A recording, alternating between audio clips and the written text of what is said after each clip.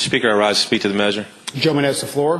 Mr. Speaker, I agree with this gentleman. The Lyme disease is an insidious disease. And it impacts people the way we live, impacts our jobs, and it impacts people and leaves them permanently debilitated.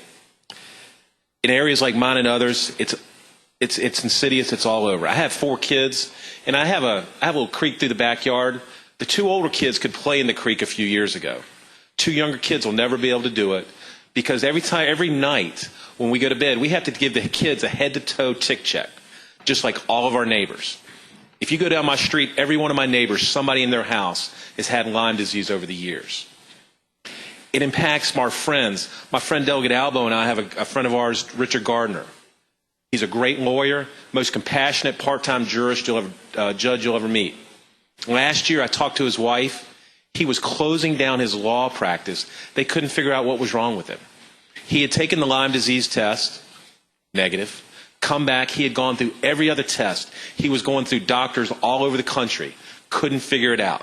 Circled back to the doctor. He said, let's try one more time. Let's give you the Lyme disease protocol. He was out of work. 2 weeks later, he's back to work. It's something they are missing.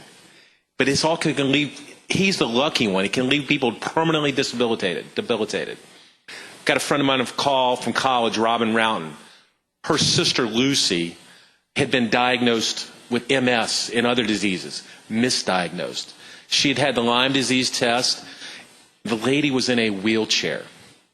For years and years and years, she had problems. They thought it was chronic fatigue, MS, pick your disease. They couldn't figure it out. She took the Lyme disease protocol, and now she's trying to live a normal life, but she's still got problems, still debilitated, she says.